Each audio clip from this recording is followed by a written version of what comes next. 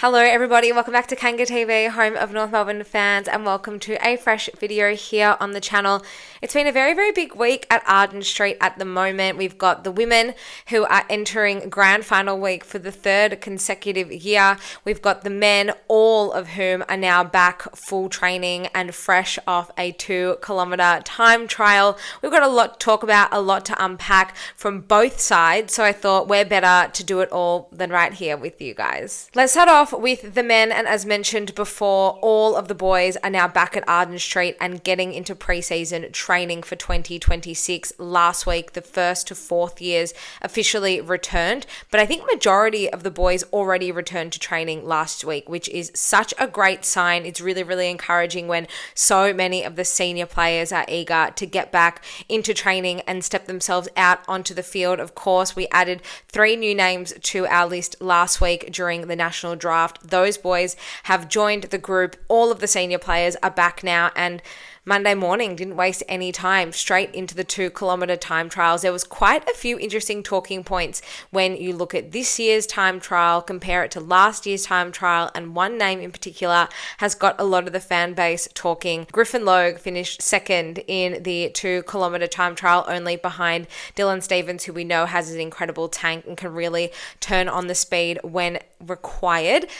Griffin Logue, a redemption season in 2026 would be one of the greatest things. I think all of us would be really, really thrilled to see a bit of return to form, return to some of his best form for Griffin Logue. He was excellent in 2023 in his first season in North Melbourne. It ended prematurely with an ACL injury. He missed majority of last season. He played a couple of games against Carlton and against Geelong, but I think against Geelong he re-injured himself. I think it was potentially a hamstring injury or something. It ended up ruling him out for the remainder of the season. He was able to come back into the side round one. He missed a few games following that round one clash in 2025 against the Bulldogs to injury, but then came back into the side, not up to scratch, not in form, was dropped along with Aidan Corr following that Good Friday game, and because of injury to a fair few other of our key defenders, Logue found himself back into the side and played majority of the second half of the year, but was pretty underwhelming. Had a couple of pretty good games, played really well against Fremantle over in Perth, but that was the only performance that really stands out in my mind as a really, really solid performance from Griff in 2025, and he looked so exciting and he had so much promise and potential. When he came across from Fremantle, we lured him over on a big contract. I think it was a pretty big coup at the time. Came across with Darcy Tucker, and in that first season anyway, he really showed a lot, but unfortunately we haven't seen that Griffin Logue since he went down with that initial ACL injury. So hopefully he's come back fit and firing. It looks like he's come back to training fit and firing, finishing second in the 2-kilometre time trial on Monday, first day back. So I really, really hope it's a springboard for him to have a really, really solid preseason and then back it up with an excellent start to 2026 and just carry out that form, because not only does he need it, I think we need the very best of Griffin Logue as well. A fit and firing Griffin Logue is in my best 23 every day of the week. Alongside Charlie Comben, I would have the two of them at their peak as our best 2 key defenders. So I really hope we can find a way to get Griff back there. He's, essentially entering the prime of his career. He's 27, 28 years old. He really should be our key pillar down in defence, and he just hasn't been that for the last 18 months or so, partially due to injury and then partially due to being out of form. So here's hoping he can leave all of that behind him, and this can be the start of what will hopefully be an epic season for Griffin Logue in 2026. I found it quite fascinating comparing the 2 lists side by side, so the 2025 time trial and the 2024 time trial. I'll leave both of those results here on the screen. Looking at the 2025 list, both of our mid-season recruits, Zach Banch and Cooper Trembath, found themselves in the top 10. I think really, really fascinating. I think it's great to see both Banch and Cooper Trembath, particularly Cooper Trembath. He spoke to Kanga TV last month about how he was overlooked for a couple of drafts, and he put that down to his athleticism, he put it down to his fitness, and he really, really worked hard to get himself into shape ahead of the 2025 mid-season draft, and that ultimately was a big reason as to why he was selected expected. So to see him now in that top 10, I think is awesome.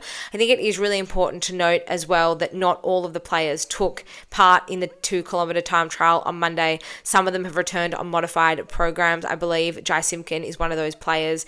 So not everyone took place. So I think it's just an interesting talking point. I don't know how much or how little you want to take from the 2-kilometer time trial and the times that were put out on Monday, but it is always a fascinating discussion point and hopefully an indicator as to who could be the ones to watch heading into season 2026. Moving along to the AFLW side, and as mentioned, the girls are getting ready to go for their third consecutive grand final against the same opponents. We'll be playing Brisbane at a sold-out Icon Park on Saturday night. Some really, really exciting stuff and some great work from all of the North Melbourne fans at home who have bought tickets and will be coming along on Saturday night. I can't wait to see all of you guys there. The celebrations have kicked off early for our AFLW side and for a couple of star players in particular. Ash Riddell on Monday night taking out the AFLW League best and fairest. 23 votes, only won by 3 votes to Geelong's Georgie Prasparkas, and some controversial circumstances as well.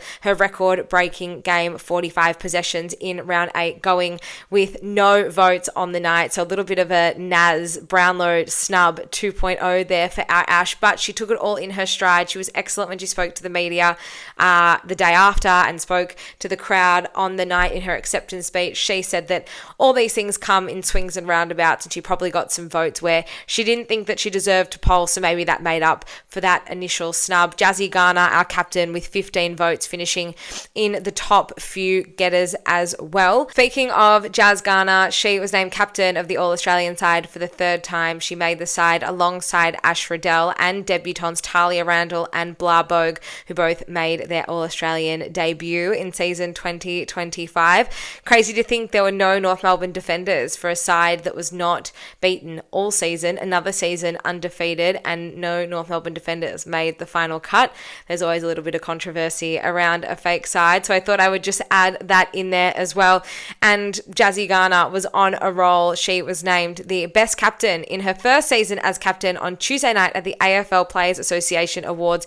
She was also crowned AFLPA MVP for the third time. She is the first player in AFLW history to receive the award 3 times. Hopefully this is a sign of things to come for our girls as we look ahead into the weekend. What did you think about the time trial results and seeing all the boys back at training this week? What did you think about our girls and really cleaning up the awards on Monday and Tuesday night? Feel free to leave all of your thoughts in the comments below. Bella Eddy will be back on the channel later this week to help me preview a massive grand final, the Trilogy, North Melbourne taking on Brisbane on Saturday night in the AFLW Grand Final. I can't wait to see you all there. Until then, go Roos.